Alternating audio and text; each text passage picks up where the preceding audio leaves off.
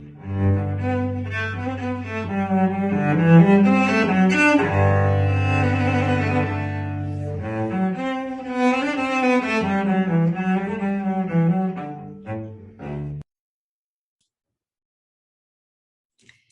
happy to be here again today with Paula Boddington, who has taught philosophy at Oxford and is currently working on a research project at the University of West London that she'll probably talk about a little bit more as we get into this conversation. The last time Paula and I talked, we ended up just briefly touching on the five senses and realized that there are actually more than five senses. So we thought it might be interesting to explore that in terms of how that works with consciousness, with AI, with all kinds of things. And the other thing that we left off at last time is there's a statement by C Schindler in his book, Love and the Postmodern Predicament, that appearance is a self-showing of a thing. And so that made me think that presupposes both that there has to be a thing and there has to be a self that is showing. Otherwise, there wouldn't be appearance. And so both C Schindler and Esther Meek talk about this issue of how do we contact reality. And Esther Meek says that we contact reality when we become aware of indeterminate future manifestations. And C Schindler says that we contact reality when we are confronted by beauty. But I think most of us who are here just in the normal life that we walk around living, we think of contacting reality through our senses. And so I thought we would talk about what our senses actually are and how they work to help us contact reality. So welcome, Paula. Thank you very much. It's so great to be here today. I always love chatting to you, and it's for lots of different reasons, but also because it's always so hard to know where the conversation is going to go. Yeah. So you mentioned to me, so we think about the five senses: taste, see, touch, hear, and smell. And you mentioned to me two other senses. Do you remember the two that you mentioned? Yeah, the proprioception, the sense of where your body is, the fact that but I know that both my feet are on the floor, that kind of sense, and vestibular sense, sort of where you are in relation to the rest of the world. So I know that I'm sitting upright. I know ways up. that kind of sense. And I think one of the reasons I mentioned them was because we were talking about how you might integrate the senses to have a sense of reality. And I was also talking about, I know there were some notes I'd made before we talked, but before we actually spoke, but we didn't get around to because everything always goes in so many different directions. But I'd been thinking about how the sense of how we make sense of the world is connected very closely to the sense of how we make sense of ourselves, because we're the person perceiving the world. Was I right that we talked about David Hume's notion of the world, that we see the world, we have ideas which are formed from impressions. So he's got a sense of a very sort of fleeting world. And we talked about his sense of causation is that it's just one thing happens and the next thing happens and the next thing happens. There's no causal powers, it's just repeating regularities. And likewise, he thought that the self was just, we look inside ourselves to see what our self is, and we just feel different sensations, like a bundle of perceptions. So his picture of the self is actually quite fragmented, whereas Descartes, who had started off by doubting everything, and then came down to the idea that when he was doubting, that was thinking, so he couldn't doubt that he was a thinking thing. So his notion of his self was much more solid at a foundation, that he thought he was a thing. And that was at the foundation of how he built up a sense of certainty in the world, in conjunction with belief in God, who he thought wouldn't trick us. So this notion of the way in which the senses are all held together is through the notion of the self. So that early on, when Descartes is going through his stages of doubt, he looks at the way in which our senses may trick us. I mean, we often get fooled by our senses. So, for example, we might see a tower in the distance and it looks square, but we approach it and it's round. Well, when you think about it, that actually also does involve the self in a very bodily way, because we have to know that we've got nearer to the tower. don't we? It seems almost too obvious to say, but we have to know that we're further away or closer. And we can sometimes get fooled by that. When you look out of an aeroplane window, the stage when everything looks tiny, Mm-hmm. it looks like a sort of a dull sense. We can get fooled by that. Actually, this sounds like rambling, but I was thinking about this the other day because I remember years ago being in Whistler in BC, Mm-hmm. and there were some buildings that looked to me like Lego. They were like giant blocks and really coloured. And I had this really weird sensation because it looked like they were made of massive blocks of Lego. I really had this weird sensation of being really tiny. So we kind of it threw out your sense of where you are in relation to the rest of the world. So this sense of where we are in relation to the rest of the world, I think is integral to how we integrate the senses. So to integrate the senses, so we get one of the simplest way in which we get a sense of reality is if we're not sure what it is, we go closer and see it, or we pick it up, or we touch it, or we sort of think, I know this computer is real, I can touch it, I can feel it, it's making a noise. But so there's an integration, but it also involves an integration of your body, because I have to know that I have to believe that I can see my hand, but I can feel immediately through my senses, at least roughly where my hand is. Well, so that's a good place to talk about. You can feel when you touch a table, you feel it, but then you also know where your hand is through this proprioception. So why is proprioception differentiated from touch? Oh, because it's about your awareness of where your body is. But you have these internal sensations. I actually, to be perfectly honest, I don't know a huge amount about. I happened to look it up, and I found out this interesting thing that, that touch is based on the sensory receptors that on our skin. Yes. That's why you can even, when the wind blows over the hairs on your arm, you can feel the wind because your hairs on your arm pick it up and take it to the sensors in your skin. But proprioception is actually based on a sensory apparatus that's built into our musculature.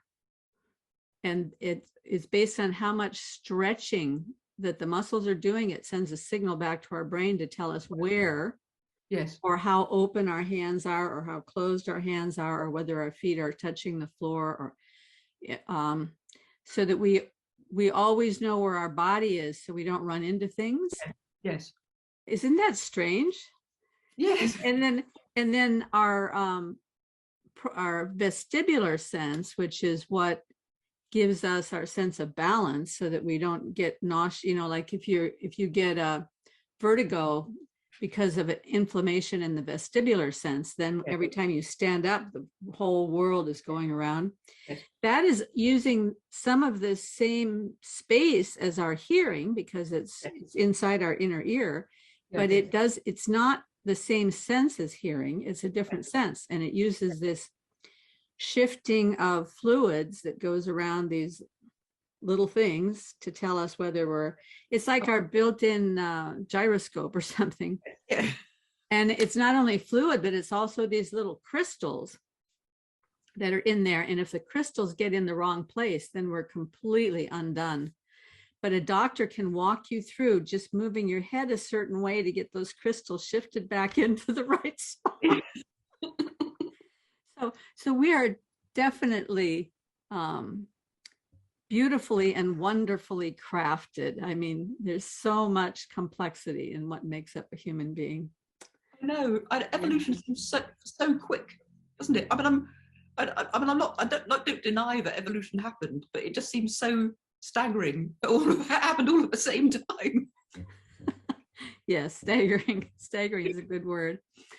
Well, I want to come back and talk about the actual senses and what it implies that we have these senses and how they contribute to the sense of self and all of that. But I also want to add in another sense, a seventh sense, if you will, and that would be, an eighth sense, Yes. Eighth sense, and that would be imagination. Or maybe that's not the right word.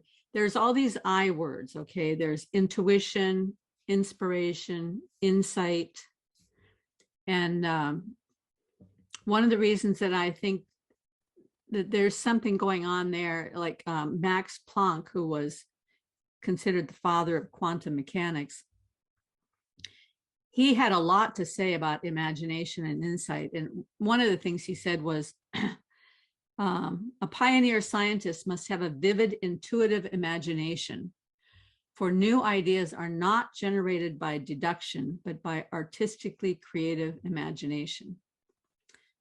Another time he said, science does not mean an idle resting upon a body of certain knowledge. It means unresting endeavor and continually progressing development toward an end which the poetic intuition may apprehend, but which the intellect can never fully grasp. So there's all these in words: intuition, insight, inspiration, as though something's coming from outside in. Yes. Yeah, it's interesting, isn't it? But also I wonder, this might be completely just a completely irrelevant idea, but it's when scientists or anybody talk about how they had breakthroughs in ideas, it's often through things like dreams, or through just staring into the fire, or very, very often through going for walks, through movement, through moving yourself through the world, or having a different place, having a different space in the world. Actually, I in a sort of minor way, I invented a technique for myself when I was an undergraduate. And if I was stuck on an essay, I would do something that sounds a bit mad, but I would stand on my chair and look at the room from a different perspective. And if you just sit, if you go to an ordinary room, if you did it to your room now after this, if you stood on the chair or something and looked at it, it makes things seem really different. But also going for a walk and moving is, I mean, if I'm really stuck on something, I just sort of do the washing up or tidying up or something, or so it's something's going on other than just purely cognitive thought. And there's a couple of famous examples. I can't remember the name of these people, but the person who worked out that the benzene molecule was in a ring, there's a ring of 6 molecules. I think he got the idea through staring in a fire and seeing the flames of fire like that. And the person who was inventing the sewing machine was really struggling with how to get it to work, and then had a dream about being surrounded by people with spears, with the holes in the end of a spear.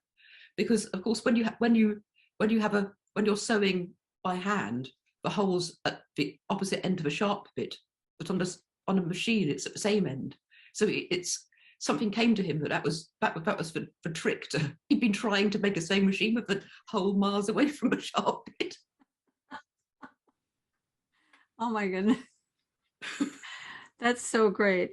Well, the other day, Esther Meek was having a conversation with John Vervaeke, and it's about time that those two got together and talked. But anyway, when she talks about knowing, she talks about knowing as being a relational event, and that there's something outside of us that is graciously offering a gift of knowledge to us, and then we receive it. Yes. So it's this relational aspect. Yes. And that's, and something about our modern world is the way that, and I just read this in a quote from, I think it was a Tim Ferriss video or something. I didn't watch the video, but I read the quote. The idea is that an overflow of information steals all of our attention. So we have no more attention to focus on things that might actually be inspiration or intuition or imagination or whatever. And that made me think, okay, I have to stop listening to so many videos. I usually listen to videos on my walks, but yesterday I took a walk without listening to the video, and it was actually quite transformative. Yes, it is. We're surrounded by information, but so much that also is very surface. So I think we talked before. In philosophy. I mean, again, in relation to David Hume, the idea of looking at the surface of things. So the quest for certainty and knowledge could lead you to doubt, and there's different routes as to what you can do with that. and philosophers always occupy whatever possible position there is. So some would then just kind of live with less certainty. So there's a British 20th century British philosopher called G. E. Moore, who famously gave a lecture where he proved the existence of the external world. So I mean, just to check that it's comprehensible. When philosophers talk about the external world, they mean the world outside your mind. They don't mean. So his famous proof of the external world was just hold his hand up and say, "See, I see my hand in front of my face." So he's willing to accept that level of certainty. But for others who couldn't, one way of doing that is to say, you know that you seem to see a hand, or even less than that, maybe it's not a hand, you seem to see certain sense data. So just for mere sensations and appearance, but come off it. And that's sort of similar to the approach that Hume used, where he said, we see these sensations in the world, and they form, these impressions we form ideas from the impressions. So it's very much to do with like building up something out of the surface appearance, which is actually really in contrast to that notion of a relation, of that you've actually found something real in the world. It seems to sort of belie it, because everything is reduced permanently to just a surface from which you try to build something out of a surface. So I mean, I think it's obviously a really deep area of philosophy to explore, but there's a really, really strong current of this empirical surface empiricism, but especially runs through it runs through a lot of British philosophy, and it runs up through into moral philosophy, the ideas of the utilitarians. I think I mentioned briefly as well the idea that the basis of human motivation can be found sort of physiologically in our responses to pleasure and pain, and those are, as Jeremy Bentham called it, our two sovereign masters. But also those are then therefore sensations. They're very much sensations. So it's very much without any sense of sort of meaning, so that pleasure and pain could be attached to whatever arbitrary thing, and you would build up a morality from that, and a morality that's not, it has got many problems, but it's like all of these things, it's not completely without sense. So that the idea that you want to minimize unnecessary pain seems almost like the starting point of anybody who didn't want to do that. It's just something wrong with them. But one of the reasons why I'm then backtracking about all this actually is to mention there's a very famous dispute in philosophy between the two prominent utilitarians, Jeremy Bentham and John Stuart Mill, which relates to what you've just been talking about in a really, really interesting way. Did I talk about this before? You did mention Bentham and Mill, but yes, let's go over it again. Yeah, let's go over it again. So for those who are unfamiliar, Jeremy Bentham was born in the 18th century and died in the 19th, and he was a legal scholar as well, and much better known outside Britain than within Britain. But he wanted to reform the legal system, and in fact did. He wrote constitutions for many countries actually, and his utilitarianism consisted in an idea that there's some parts of his philosophy that actually he's not entitled to, because they don't come from an empiricist world.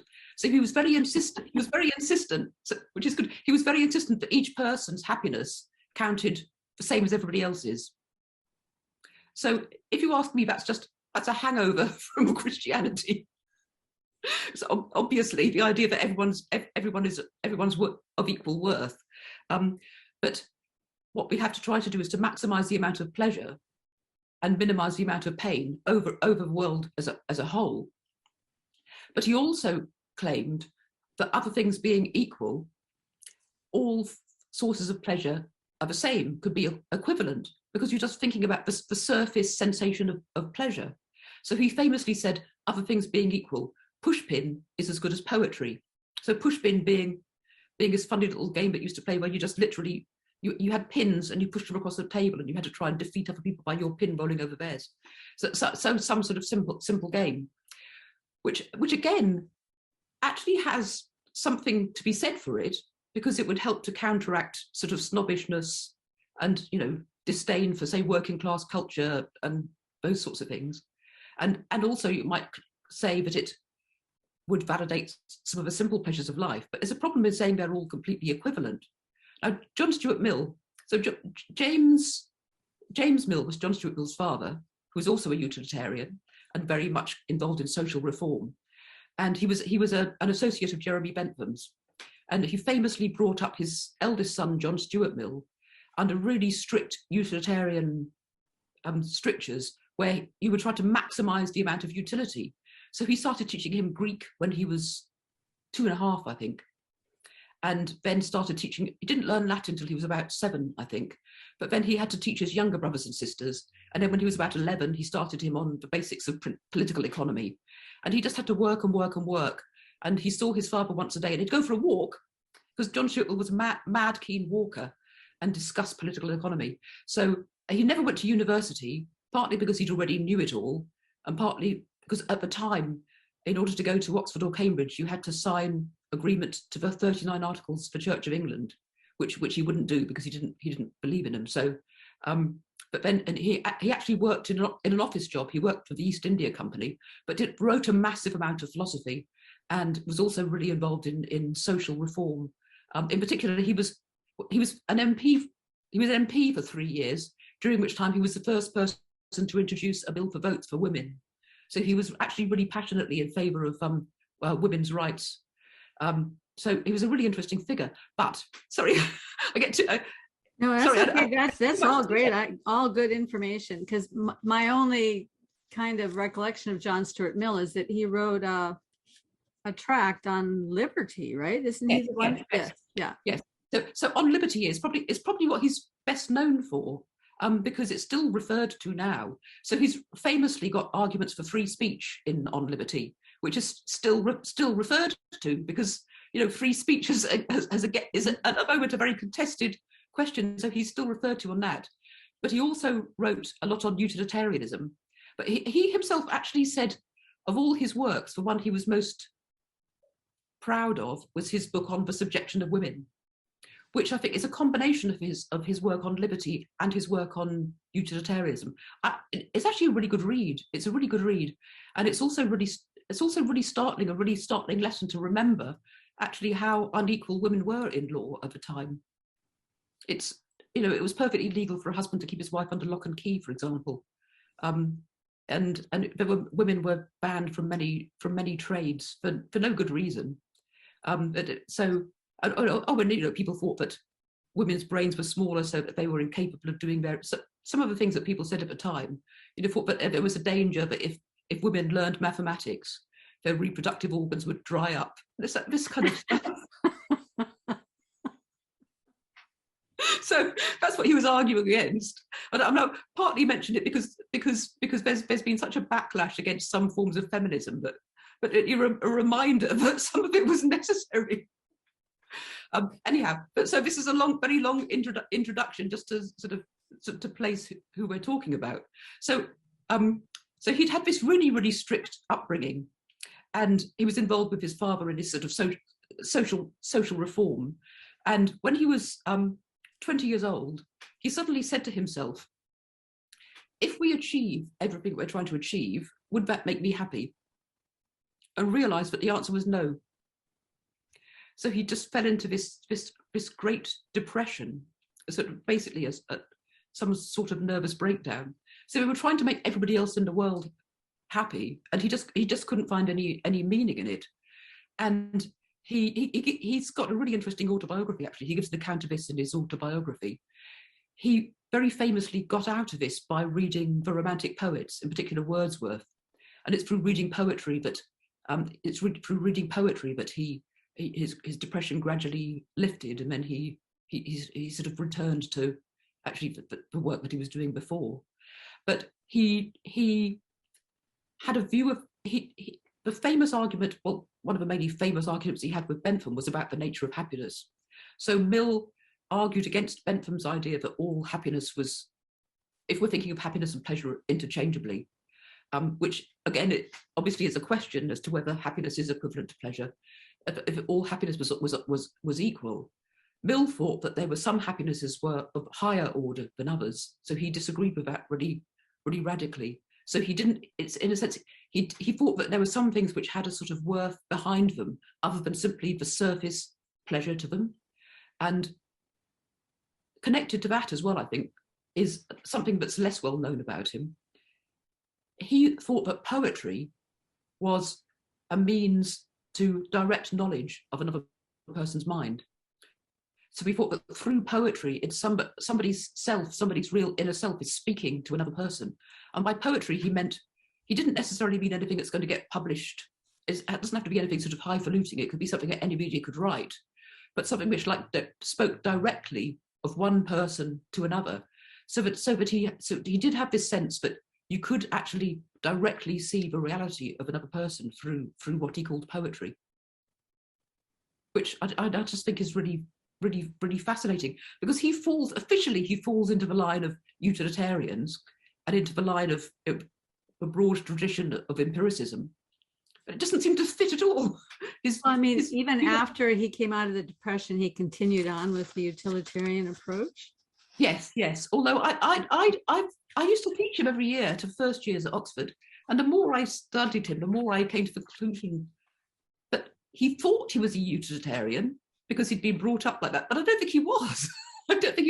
I think he had a much richer sense of what happiness is. I think he was more of an Aristotelian.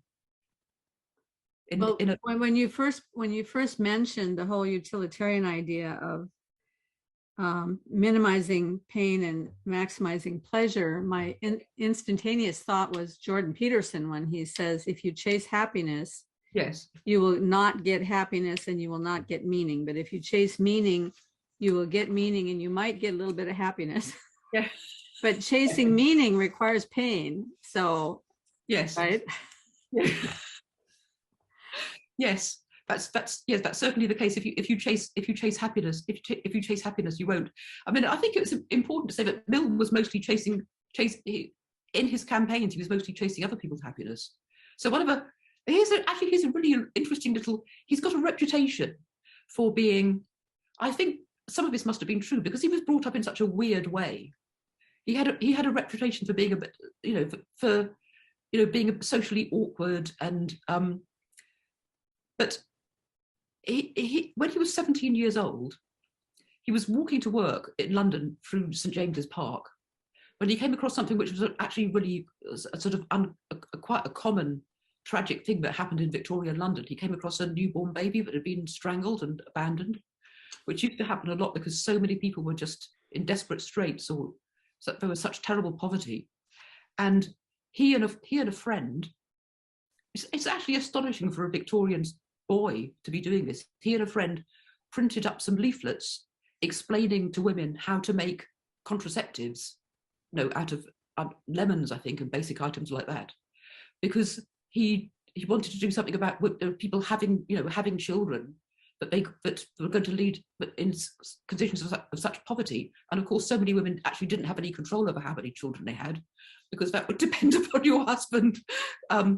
So he was actually arrested and spent a few days in prison because he was arrested for grounds of obscenity.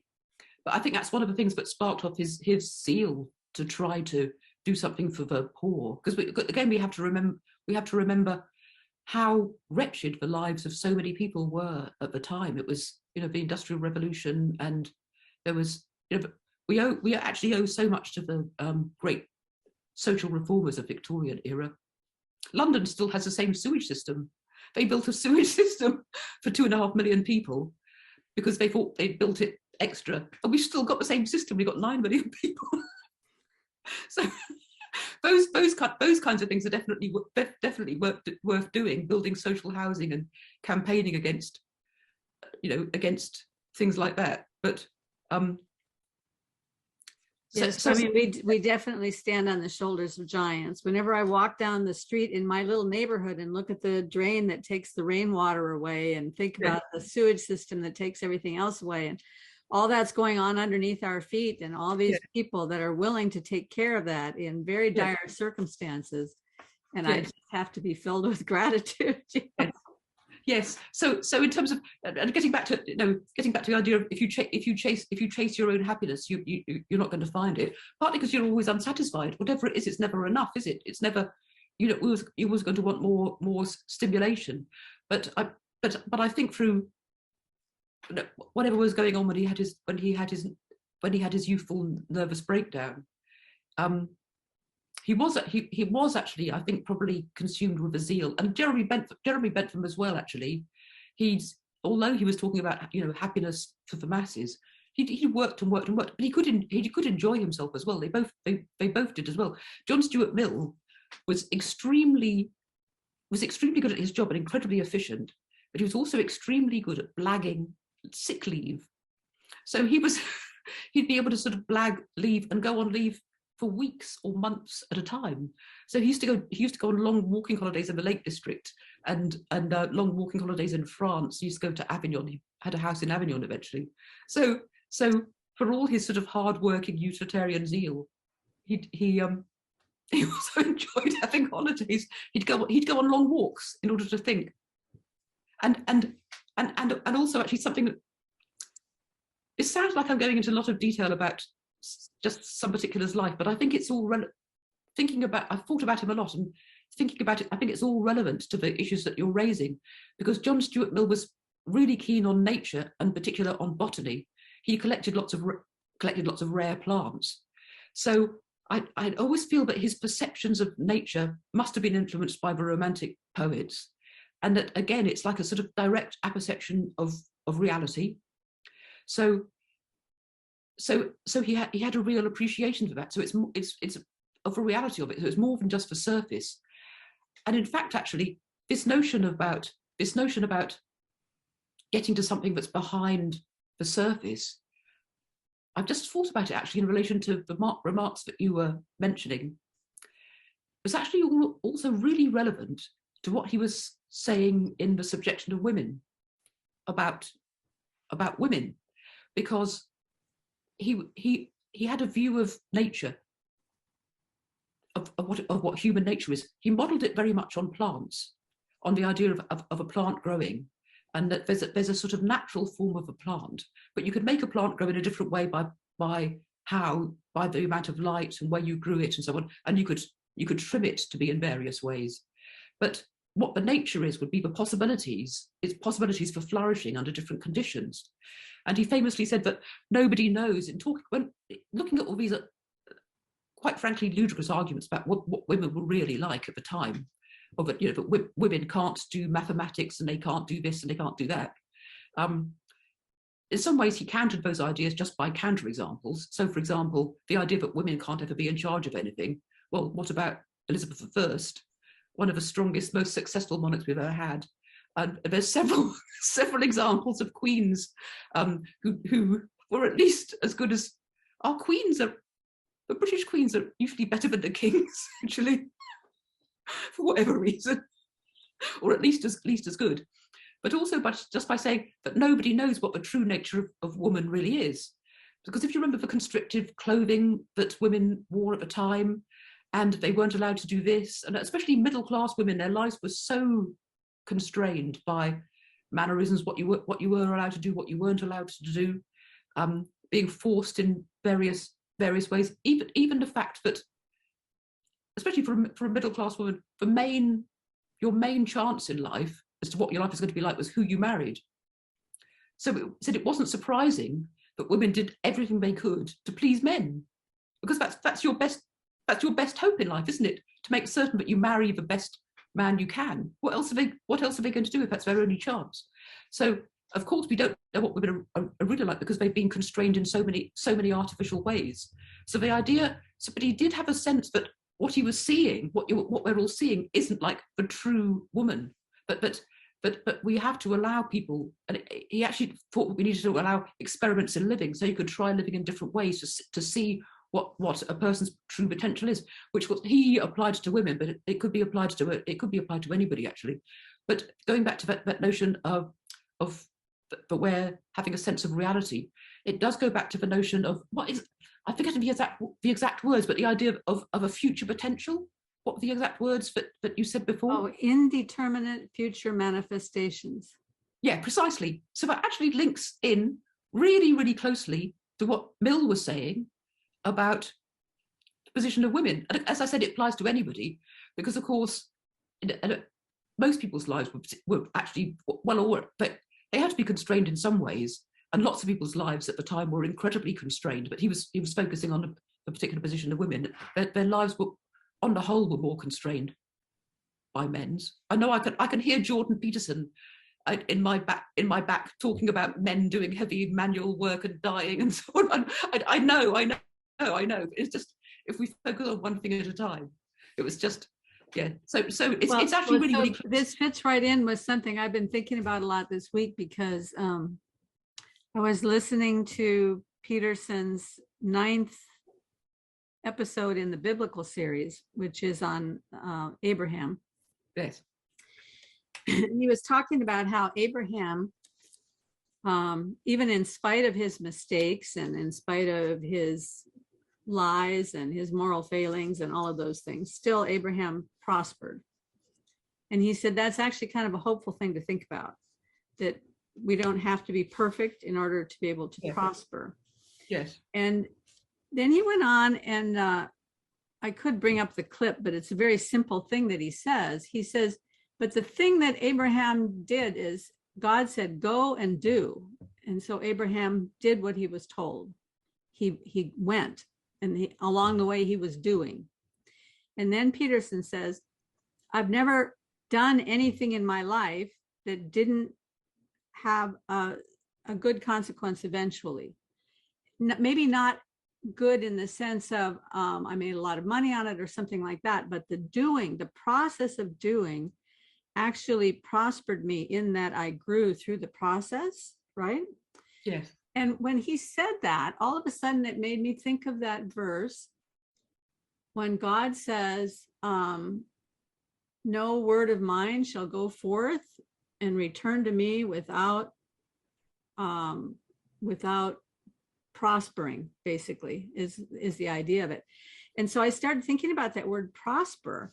So if God's word goes out, the word is living and active. And so the word is a doing, right? Yes. Even Jesus says the word is a doing. Yes. Right? Yes. And so the word goes out, living and active. And then when it returns back, it comes back with having created prosperity, having created growth, having created meaning. And I looked up the word prosper in the Old Testament. It's used many, many times. And it isn't at all the way we think of as prosper. We think of prosperity being like money and all that. But the word prosper actually, as near as I can nail it down, if I read through the whole depth of all the meaning that goes underneath it, it's something like to advance or to progress towards the fittedness of what's intended for it.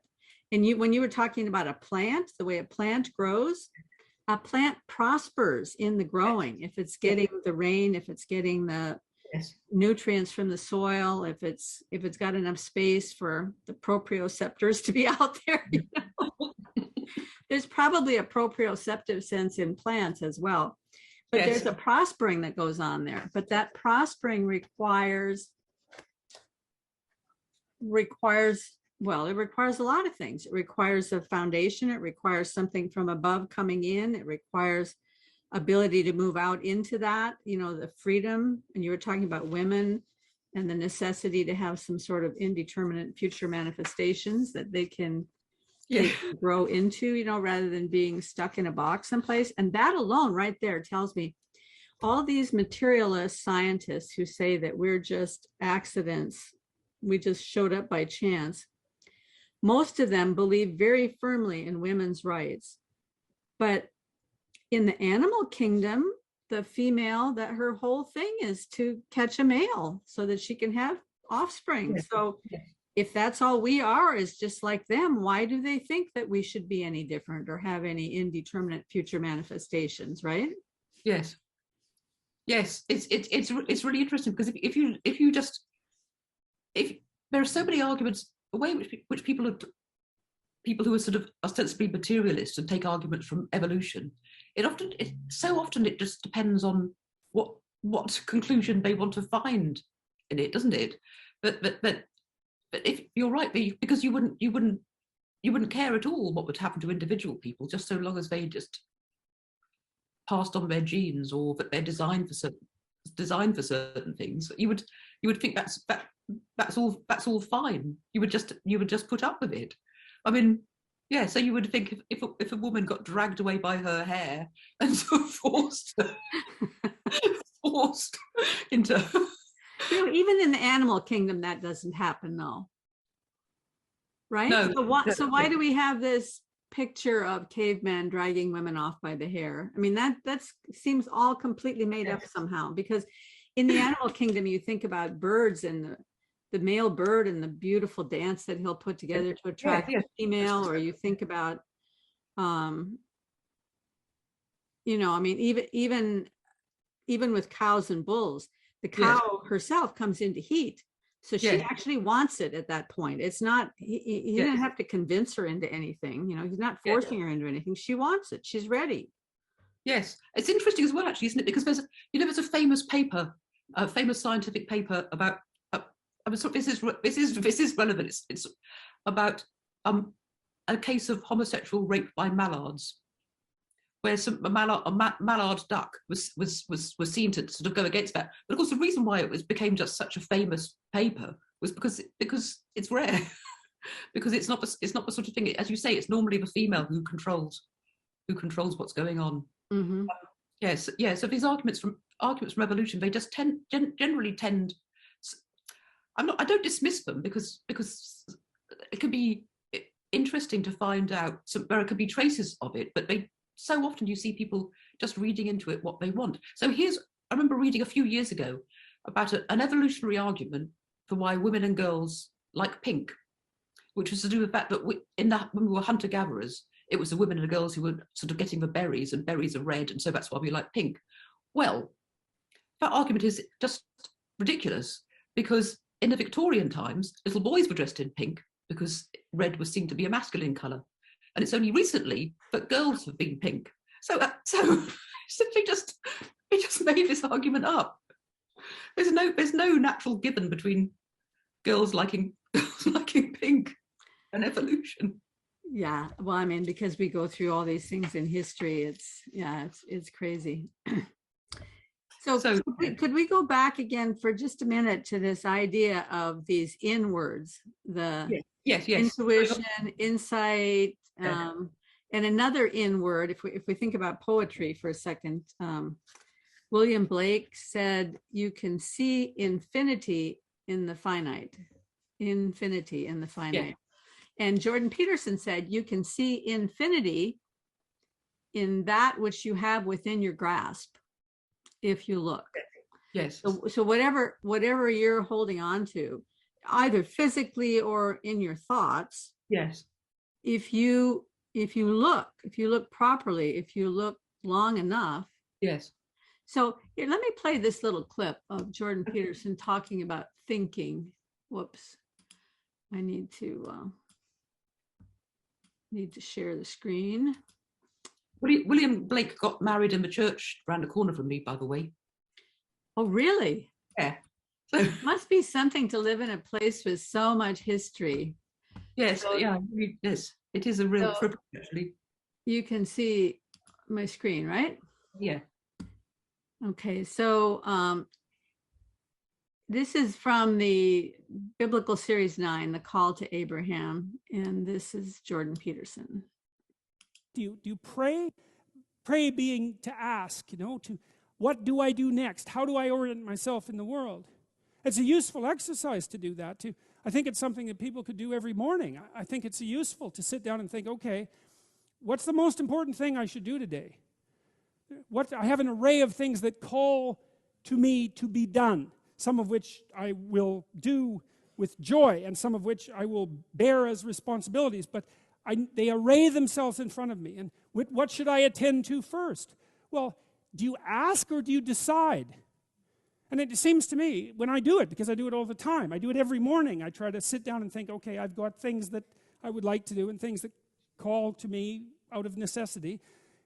What do I do first? And it's not so much a decision as it is a question. And I don't know what I'm calling on. I'm calling on my capacity to think, I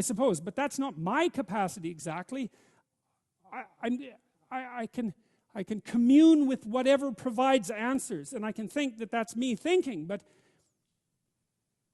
and it isn't that I believe that I can't think. I do believe that I can consciously think, but that's not the same as calling for inspiration. It's not the same process. Just like a dream is not conscious thinking, it's something that happens to you. And that kind of inspiration is also something that happens to you. Because I ask myself, well, what's the most important thing I could do next? So I just thought it was so interesting the way that he kind of loses his capacity to even articulate what he means when he starts talking about thinking, because he's saying, am I really the one who's thinking? Yes. Yeah, right. And Yeah. And that what you're doing when you're thinking is you're really exploring the edges of yourself, where the edges of yourself meet with something else. You're exploring that edge. Yes. And seeking inspiration from somewhere. You know, is it just coming from my synapses, from my neurons firing, or is that insight coming from somewhere? And, you know, there's a lot of very well-known scientists who have talked about this thing. Planck was just one of the ones that I found a lot of quotes from Planck about this, but many of them talk about this need to be pursuing something beyond ourselves. Nima Arkani Hamed is another one I think about, particle physicist, because he's always talking about how the truth is really out there someplace, and we can pursue it. Yes. But it's not inside our heads. No. Yes, I think there's so much of interest there. There's so much that could be said. I mean, I think it does. It relates back to the notions of striving to do things as well, but not just in truth in terms of, like, you know, finding out what reality is like, but what it is you might be called to do in terms of Abraham, where that's something where there's a sort of some kind of reality out there which is calling, but it's calling you. So it's something personal about it as well. It was Abraham was a particular person who was called to do certain things outside of yourself. So I think it does contrast. If I can contrast it again, Mm-hmm. I think I might be dragging you back from what you're interested in. No, this is what it's all about. We're exploring. Yeah. If I could contrast it again with the utilitarian ways of thinking about it, partly because these utilitarian ways of thinking are so pervasive, and if we want to think about technology and how computing and how that's developing is also impacting on us, which I think we do actually have to think about that now. These ideas are very much embedded in the thinking behind it, and they're very prominent in certain areas. So on a utilitarian way of thinking, if you go back to just a basic Bentham account, there's lots of ways in which people are trying to make it more sophisticated, but just the general idea that the goal is to produce as much happiness or pleasure in the world and to minimize the amount of pain distributed across the world. And if that's all basically interchangeable, but it can all be sort of traded off for different things, as long as the people are having the feeling of being of happiness, the feeling of contentment, that's what you're striving for. Then there's also an issue about agency. So the technical term in philosophy is to say that utilitarianism is agent neutral. So that as long as a good thing comes about, it doesn't matter who's produced it. So for example, take something that you might ordinarily think of as being personal, like buying your husband a birthday present. You might think, well, I'll choose it myself because it's a present from me. But as long as he's happy with it, you could just, get somebody else to get a computer program to do it. Or this is an issue that comes up very much in relation to ethical questions in AI, because the question is, does it matter if an AI does something or if you've done it yourself? If the only thing that matters is the end result, it doesn't make any difference. So the question of agency falls out of the picture. And likewise, it's as long as something gets done, it doesn't really matter who does it. So if you've got some kind of responsibility, you can just assign it to somebody else. But likewise, when you're thinking when you're doing Jordan Peterson, getting up in the morning and thinking what you should do, because there's so much in the world that needs to be done, and because you haven't got the link between a particular agent and a particular task, it also incredibly burdens the individual. Because what is it that you should do in the world? Well, there's just absolute ton of stuff that you should be doing, a ton of stuff that needs to be done. And it's all very well saying, so for example, you might say, well, if everybody tithed 10% or 20% of charity, there'd be no poverty. Well, they don't, do they? So maybe you should be giving 80%, or maybe you should be getting up in the morning and striving to try to, what every single thing you do, you should be trying to get the maximum amount of benefit. But if you took it really strictly seriously, it leads to a life that's completely and utterly unlivable.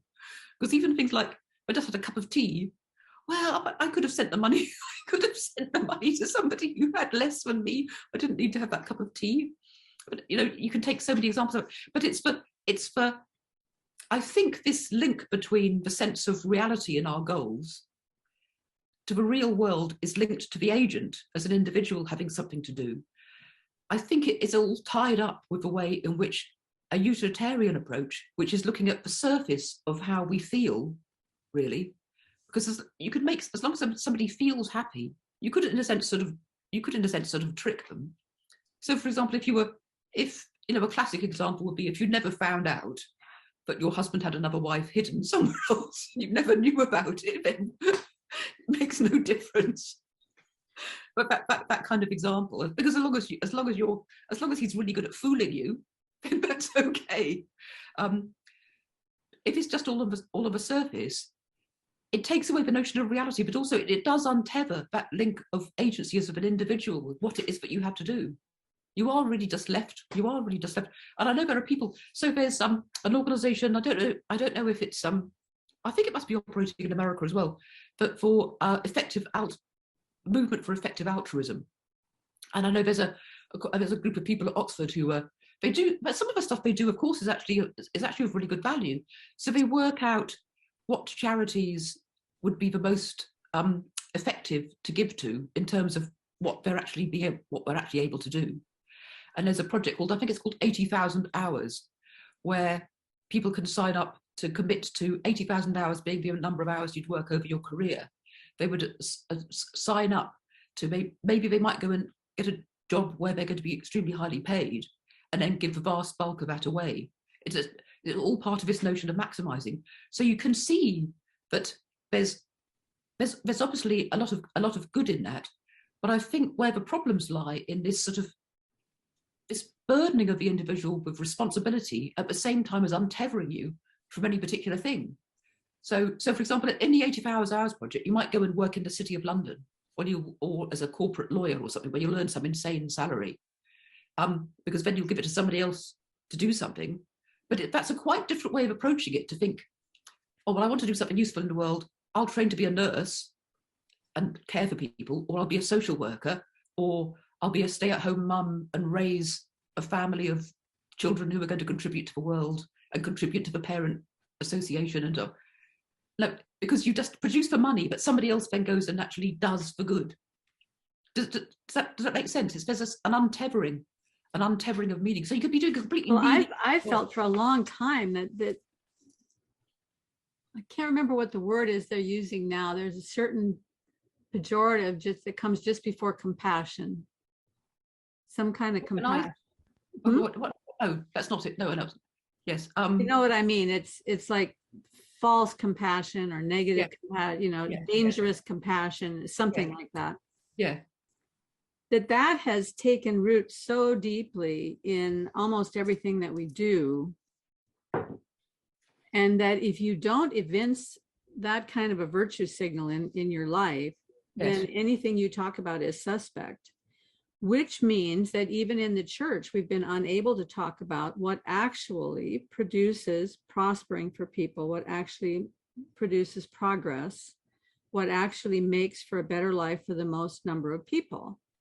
Because let's say some guy now I'm going to get myself in trouble even talking about it, but let's say some guy goes to the city and becomes a lawyer so he can make a lot of money, so he can give away 80% of his money.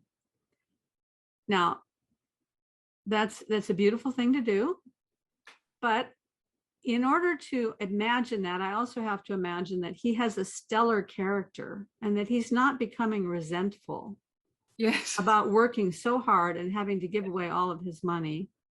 And that he also has a stellar character in that he's able to continue to be motivated every day in spite of the fact that he's not getting anything more on days when he works harder, because the money's not coming to him, it's going somewhere else. Yes. And you also have to believe that the people who are dispensing the money on the other side have stellar character and that they're not misusing any of it. And Yes. they're not using any of it for themselves in order to be the dispensers of that money. Yes. And you have to also imagine that the people who are receiving the money have stellar characters so that they're using the money appropriately to actually take care of their needs. Yes. And that they actually know what to do to take care of their needs. And that, I mean, you just have to have, there has to be such a utopian ideal in every single one of these parts of that program. But on the other hand, if you think of someone who goes out and becomes a lawyer and he's very successful and he actually helps women when they're doing battle against a corporation that's mistreated them, and he's actually doing part of his work as pro bono work for people who can't afford to have a lawyer, or you have someone who's actually producing goods that are useful for people and he sells them at a reasonable price because that's all that people will pay, and people pay him for it and then they get it and they really like it and it improves their life.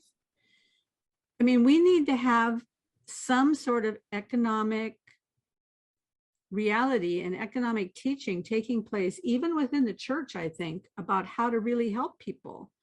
One of my favorite ministries, and I can't remember the name of it right now, but they go out and they teach people in poor communities how to start businesses and how to, you know, and maybe there's another business that comes alongside and says, we'll do crowdsource funding to help you get your business off the ground, and then you pay us back, and then we can put that money into another person's life, so that people are learning how to thrive rather than just how to take. Yes. Right? Yes. Yes.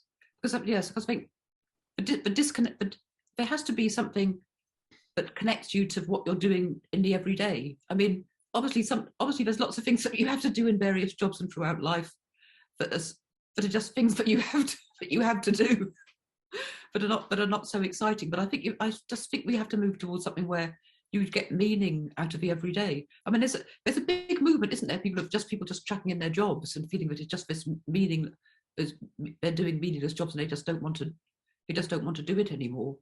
There has to be some way of getting some kind of meaning back, but also actually that connection, the connection that individuals are valued. There's so little sense that you're valued as an individual at work, and that there's a sense that your agency is going to be important, that you matter in some way. Well, I mean, I guess it depends on where you're looking. I've known some young people who've been working at some of these major corporations in Silicon Valley, and yes, there's tens of thousands of people working for the corporation, but the corporation does everything they can to make each and every person feel special, almost to the extreme. Oh, really? I mean, they have training programs every week, and they give them time every week to have little clubs where they can teach each other things, and they have cocktail parties on Friday afternoons so everybody can get together and get to know each other, and they have social events off campus, and they take the young people that are just coming into the company out to elaborate dinners, and they have happy hours. And I mean, anybody who couldn't feel like an individual in that environment, and yet they come away saying, you know, I just felt like a cog in a machine. So there's some big disconnect there what people think is going to give you meaning and what is actually giving you meaning, right? Yeah, that's really interesting. Do you think, do the people you've spoken to in that Silicon Valley environment, have they spoken in more detail about why they feel like a cognitive machine? I mean, because when there's so much pressure, because yes, even though a part of every week is given over to all this socializing and everything, the thing that distinguishes technology from every other arena is that as we go up the ladder technologically, the price comes down. And so a product that one year is all the rage, the next year is a commodity. yes. And here's a good example. Chips, which are so incredibly complex and require such sophistication to imagine and design and manufacture, now are just complete commodity. They're completely meaningless to anybody who's a consumer, because the chip is just part of the basement of the product.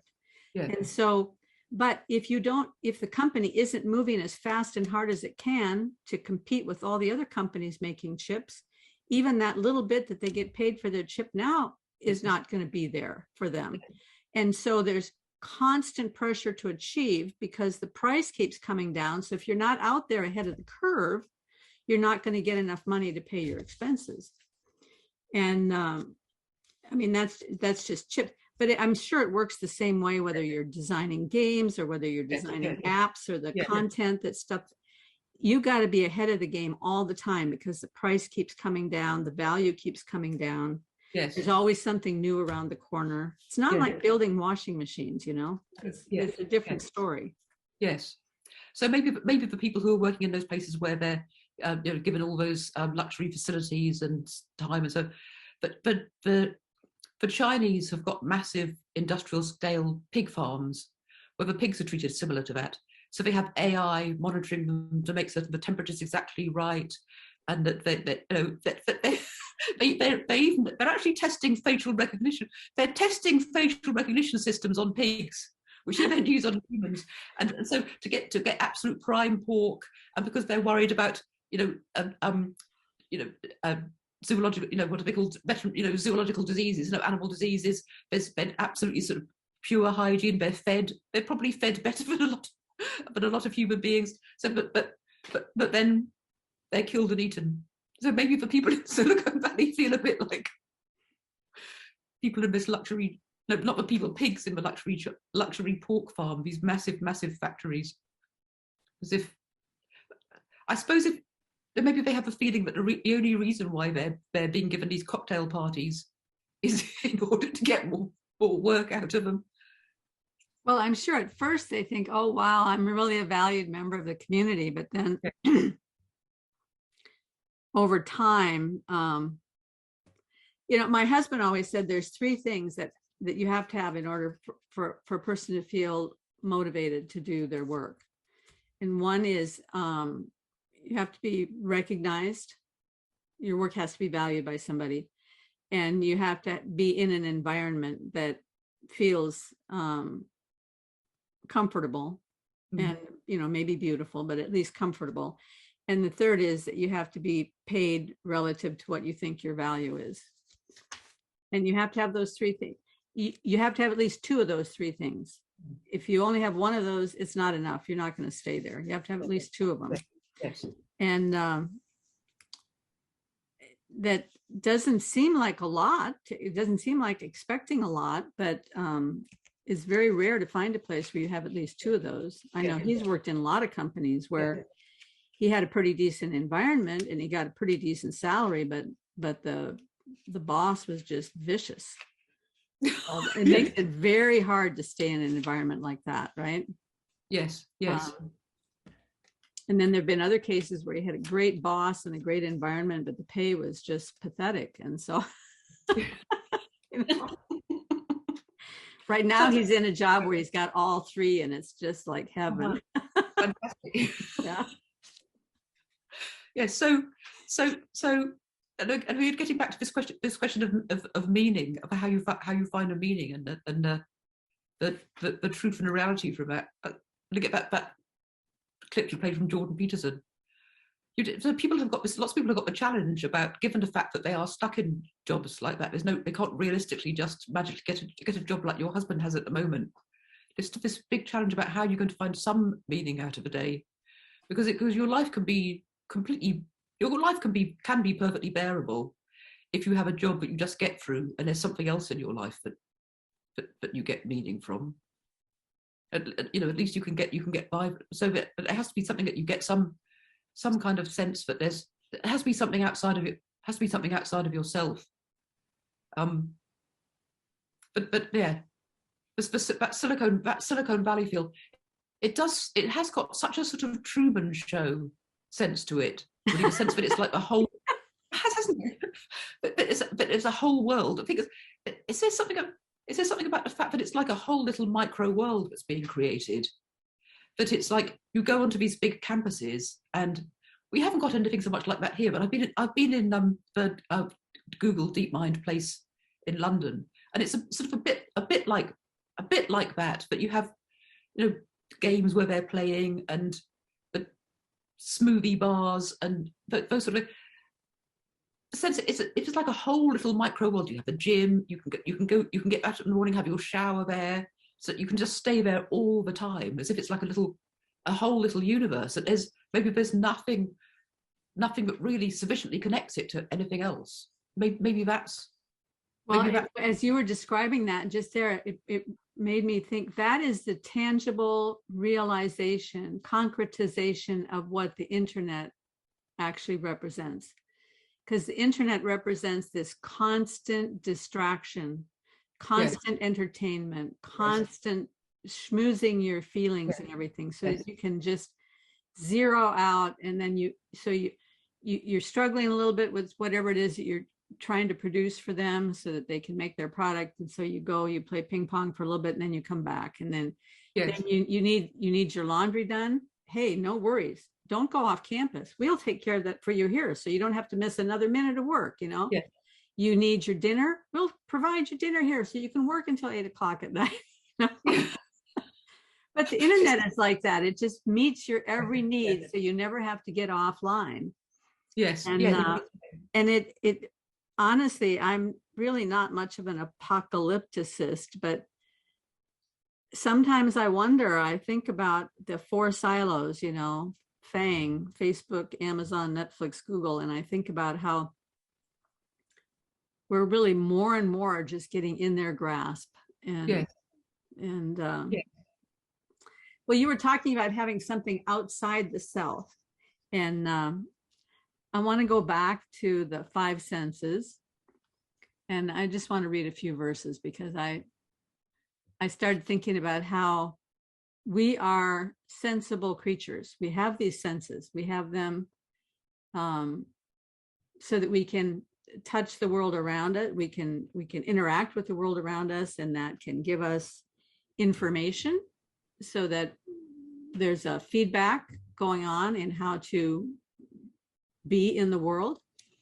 But those senses are there for another reason. So we taste, we see, taste and see that the Lord is good. He is also there, so that we can have this reality with him. Hear, O Israel, the Lord is one. And oftentimes in the Bible, when it talks about hearing, it's not just using your ears, but hearing includes in it the idea of understanding and obeying, becoming one with. It's like true, like the plumb line, which actually goes to the vestibular balance thing, because hearing is also that sense of balance, right? Yes. And then smell, I was thinking about, because when I thought about smell, I thought, we don't use the word smell. Smell has such, when we talk about our sense of smell, we use the word smell. Otherwise, we always use smell in the pejorative sense. Yeah, it's interesting, right? isn't it? I remember when I first moved to Japan, where I was living in a little village on the northern coast of Japan, just across from Russia. And walking down the street, it was a little town, 200,000 people, but in Japan, that's a little town.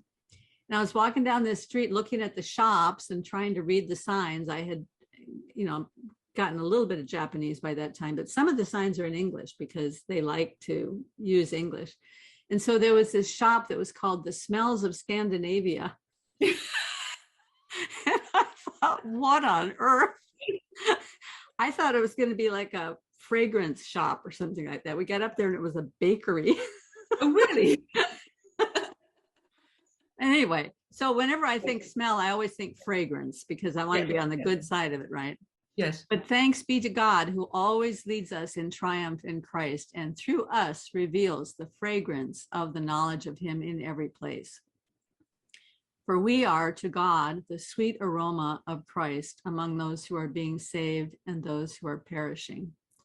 To the one we are an odor of death and demise, and to the other a fragrance that brings life. And who is qualified for such a task? And then touch. But Jesus declared, someone touched me, for I know that power has gone out from me. Yes. So it is possible to be in touch Yes. with that which is outside of us. If if like Jordan Peterson says, if we look, right? Yes. And that last one about Jesus said, someone touched me. He was in a crowded place, wasn't he? He was very crowded, yeah. By everybody. But he was probably being touched by everyone around him in a nonsensible way, but someone touched him. Yes. Who had, Jordan Peterson in that clip was saying, do I decide or do I ask? Yes. Am I asking a question or am I deciding when I think? And you really asking. And so touch is also an ask, isn't it? Because we use touch to give us information about something. Yes. Yes. I was just about to say we could touch to get another person's attention, but actually the woman was trying to touch Jesus without, she didn't want his, in a sense, she didn't want his attention. Uh-huh. But whenever they have that Bible text in church, I always cry. It's just it always makes me cry, that one. I find it really overwhelming, actually. And the fragrance, I think, is really important. One of the things that really I was really thinking of when you were reading that out is that fragrance is so connected to memory. It's so completely, it can really help to conjure up memories of really even years, really early memories are going to be affected by fragrances in particular sense. It's got a really powerful meaning, which is, and of course there's no smell at all to the internet. It's nothing. It's just nothing. It's just completely. There's just nothing. So when you're connecting to somebody online, I mean, that's just fantastic that I've met you online. I'd much rather meet you in real life. Yes. Because we only see a tiny bit of you, even like the electrical connections between us, because we all give out electrical fields. I'm sure we must pick it up. But speaking to you, I just get the electrical field from my laptop. It's not your electrical field. Well, the wonderful thing about meeting people online that's different than just being online in general is that there is another, if you're just scrolling through and watching, you're getting the sense of sight and the sense of hearing. But that thinking apparatus is working, right? There's something going on there. But then when you're having a conversation with somebody, there's another thing. What is that thing? Is that a sense that goes on between two people when they're having that communion, that communication thing? Yeah, well, maybe that gets back to what Mill was saying about poetry giving you a sense of connection with the other person, because you can talk to people in the sense that you haven't really connected to them, can't you? But you can you can intuit it somehow, can't you? But you're somehow, we say on the same wavelength, but you can still get that online. But see, so there are some good things. There are a lot of good things about the internet, but I think we had to be, in a sense, we have to be more worried about the bad, the potential bad, because it's so ubiquitous, and because the potential downsides are so enormous. So one of the things I've been thinking about a lot, especially in relation to the questions you asked and the topics you were raising, was both in terms of how we perceive the world through online, and about how, so the way in which the different senses join together to give a sense of reality is disconnected, because they're not all the senses. We just have sight and sound. And even those can be disconnected. You know how disconcerting it is when the sound has got out of sync with the lips? Oh, yeah. But even that, because it's still disconnected, because it's not coming quite out of your mouth. It's just coming out, most speakers, it's not quite in the same place, so it's not quite right.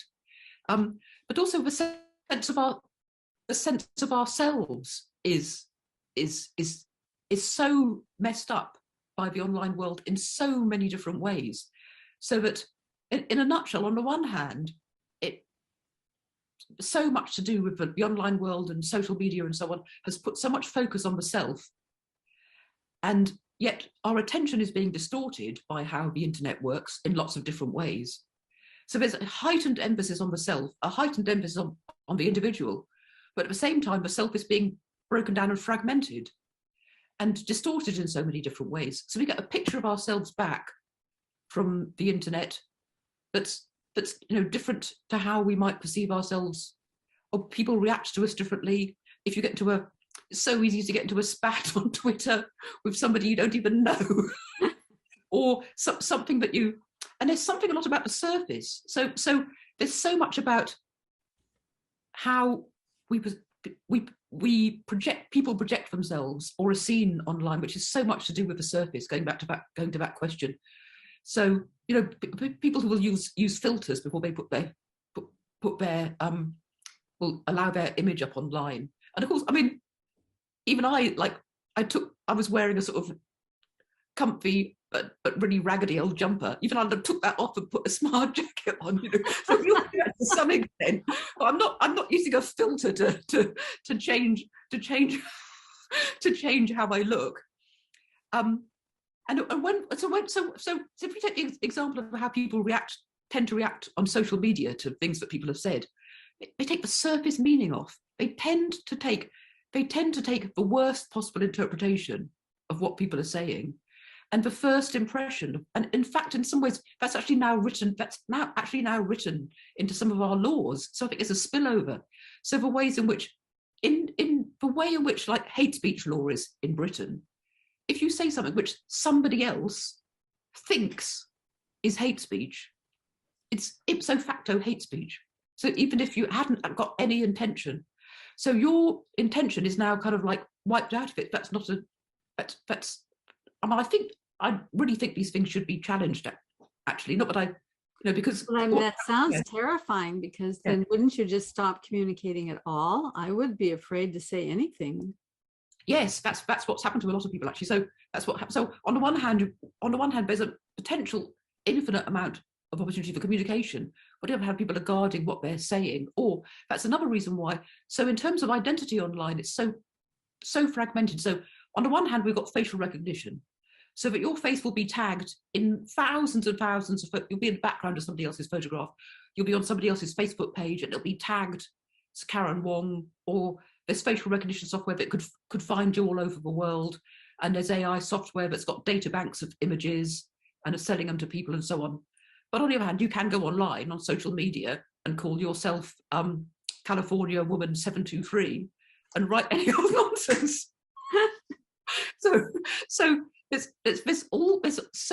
you could have a million different accounts. Not, you can't have a million accounts, but you'd have loads of different accounts, and construct pictures of yourself, but just completely fake and just completely fragmented. It's really, really easy to do. But I mean, if you lived in Great Britain, where they have these hate speech laws, and you made up a name for yourself and had a false account, they would still find you, wouldn't they? Oh yes, they could do. They could do. The trouble is, there's so much of it around, because the bar to what counts as hate speech is so low. They'll never be able to catch all of it. There have been quite a few cases of people who have had the police knock on their door, and there's actually recently there's recently been a victory. I think I might have mentioned it. Did I mention it? I get muddled up as to what I spoke to about last. There's been a recent victory when somebody took a case against the idea of a non-crime hate incident. There's such a thing. There was such a thing as a non-crime hate incident where you hadn't reached the bar of breaking the law, but the police would go and have a word with you that what you were saying online wasn't really terribly nice. But all based on how, the point that I'm making is it's all based on the perception of how somebody else perceives what you intended to say. So this point about the surface of it, and also at the same time, so online world attracts our attention in so many different ways. You know, the ways in which it's built in, like the little red alert, the red notification button was made red deliberately because it makes people sort of try to get rid of it. It grabs your attention. It used to be blue and they made it red. It's also, and then they go to courses to work out. There are courses on persuasive technology to work out how to manipulate people. And of course, one of the ways in which people do get into these ridiculous rows on social media is because it's all focusing on things which are in us, but it's like it's the worst of our instincts. So our anger, our sense that our self is being threatened, that tends to bring out. I just think it tends to bring out the worst in people. So, but it's not like it's not that it's not you, but it's just like a little attenuated version of who you are, rather than going back to that clip from Jordan, rather than thinking what's the best thing I could do today. It's almost as if it's designed to work. What's the worst thing? What's the worst thing I can do today? What's the most impetuous, ludicrously trivial row can I get into online? And how am I going to most feel that myself has been wounded by some comment that somebody living in Hungary or Venezuela or Colorado has randomly said to me online? Well, it just occurred to me, that psychologists sometimes say, or I don't know if it's psychologists, marriage counselors sometimes say that the reason that people can sometimes be so cruel inside their own home with the people they love the most is that's the one place where they feel they can let down and just be and let all the garbage come out, because they know that they're loved and accepted by their family and they'll put up with it. And so it's very counterintuitive and it's a terrible way to live. Yeah. Right? But it does happen. Yeah. But it makes me wonder if the fact that they spent so much on time trying to build these social media communities actually gives people a false sense that they are family with these people online, and therefore they feel safe in being their worst self with these people that they don't really know at all, but that they feel like we're all family together here. Wow, that's a really, really interesting way of looking at it, actually. That could well be the case, because you get this false sense of connection with people. You do get a false sense of connection with people, don't you? Mm-hmm. Yeah, that could be one of the things that's going on, but we just think we can be our real, authentic selves, whatever they are. Well, I mean, if that's the case, then we have a lot more to worry about, because if all that worst stuff is our real, authentic selves. But then I have felt for a long time that part of our big problem nowadays is that because we're so sophisticated, we don't believe in the reality of sin anymore. We don't believe in the reality of Satan's evil influence and things like that. There's a Black pastor I follow on Twitter who's just very brilliant. And today he made a comment that he thinks that the reason people get so wound up about racism is that they want the answer to be something besides, you have a sinful attitude of heart and you need to ask forgiveness and repent. And it's easier to talk about it as racism or as a hate crime, or to put some other name on it, and then to build up all kinds of laws and fences against it, rather than, just admitting, I sin, I need a savior. Yes. It's interesting, isn't it? Because when people talk about racism, it's always somebody else who's racist, isn't it? It's all of these things are always somebody else who's done something wrong. Or even the people who write books who say, yeah, I'm a racist and all of you are racist too. They're not content to just say, you know, that they themselves are. They have to say that everybody else is too. Yes. And that there's no escape from it. But the beautiful thing about sin is there is an escape, because we can repent, we can be forgiven, and we can start fresh, you know. Taste and see that the Lord is good.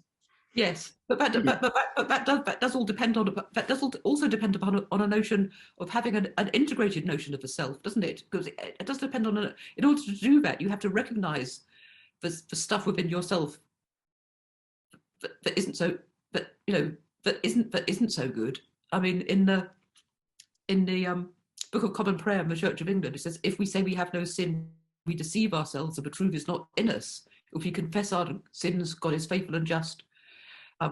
So you have to be able to recognize that, but as something that you're trying to integrate, not something that you just like a knee-jerk reaction online, or that something that you're trying to have some sort of simplistic account. Because these it's so hard not to see that there are sort of trends about what it is that people are concerned about, what it is that the things that people are sort of most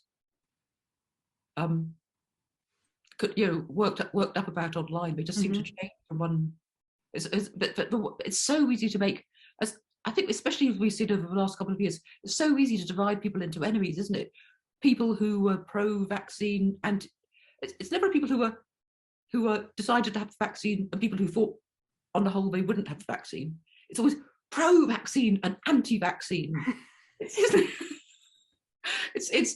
There's so little nuanced position available.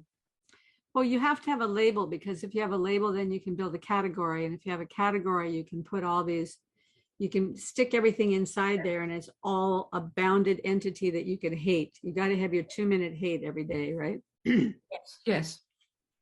I love that verse that you just shared. And I think the verse just previous to that is, if we walk in the light as he is in the light, we have fellowship with one another.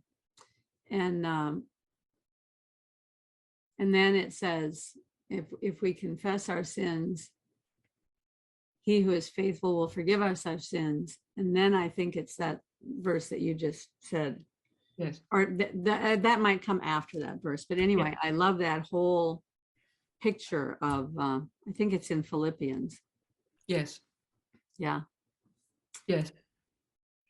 Well, you know, this has been as amazing, wide-ranging conversation. I think we've covered pretty much everything that I wanted to get to. And you've been talking a lot about the surface. So there's just a couple of quotes I thought I could round up the end here with. One of the things that Jordan Peterson said that I thought was so interesting is that when the earth was less inhabited than it is now, yes, the psychological frontier and the geographical frontier was the same thing.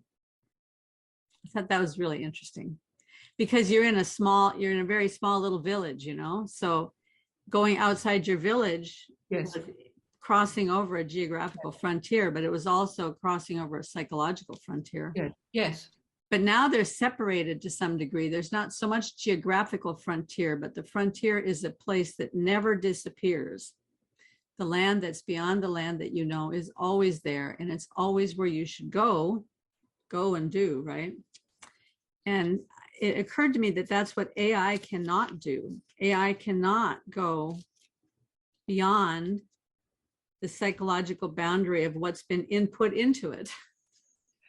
Right? Well, there's a limit. We input stuff into the AI, and that's the end of its psychological boundary. It can't go outside of that. Right. Actually, you see, this is a point to an end, but that sounds like a big start of the discussion.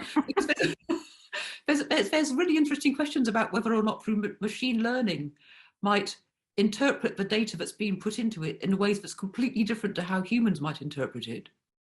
So that even for example, if it produces some results where it can make predictions, it might do it in ways that humans just can't understand. We produce categories that are just beyond our ways of comprehending. Mm-hmm. So that would be an interesting conversation. I mean, I always like to leave a little bit for I think before you started recording, I mentioned briefly some work I've been doing in the last month since we last spoke, looking at using machine learning and other forms of technology to try to assist with the diagnosis of dementia, but also in terms of monitoring and surveillance of people, and also notions of have you ever come across the notion of the data self? So how technology might build up a picture of what ourselves are. And I was been thinking a lot about the differences between pictures of a self, or pictures of what it might be to live with the condition of dementia, produced through technology and through the things that can be measured, versus the sort of experiences that people might have themselves, or the experience of other people trying to relate to people. So there are actually interesting questions about that, because in some ways, so machine learning can sometimes, for example, if you're looking at images, it can often make mistakes that no human would. Sometimes it can see things that we can't see. For example, it's already proven to be really useful in medical imaging. For example, in diagnosing and understanding X-rays or CT scans, it can actually improve the accuracy of diagnosing things, but can make mistakes that no human would ever make in reading images. And sometimes it can be, if there's like one tiny little dot is put in there, it will come out with some completely random idea.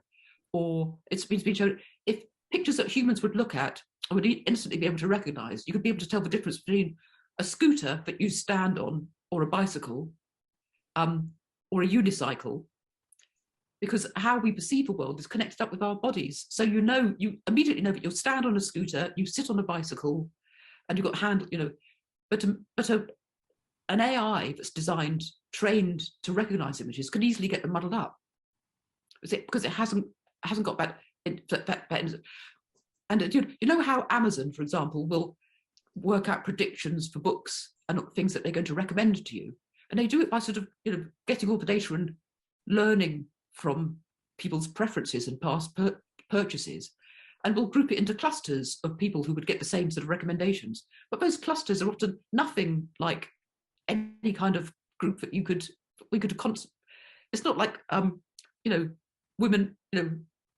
over 60 with a university degree or whatever. They can often be just like things that we just can't even actually grasp, and that's one of the big problems about whether the categories it's going to come up with at all match on human thought. Well, let's if you have time, we can talk about that in the future. I'd really like to talk about that whole aspect of AI and machine learning, and what the edge is of AI, where the boundary, if there is a boundary, what the boundary is, and how we could more effectively maybe institute that boundary where it's needed, but open it up where it's needed. Yes. Right? And then we can also talk about opponent processing, and I think this fits in also with this idea of proprioception, because strangely enough, one of the things about proprioception is the way that our feet are in contact with the surface that we're standing on. And if that, there can be certain things wrong with your body, and if you receive vibrations through your feet, it can kind of reset those things that are off inside you.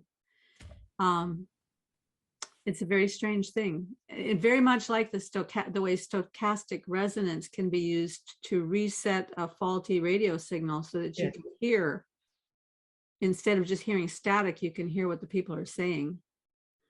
So there's all sorts of mysteries involved there. Let's leave that for another day. And I will leave everybody with this quote from Solzhenitsyn, since we're in a day when maybe we need to get some wisdom from the wisest of the Russians. Yes. A society based on the letter of the law and never reaching anything higher fails to take advantage of the full range of human possibility.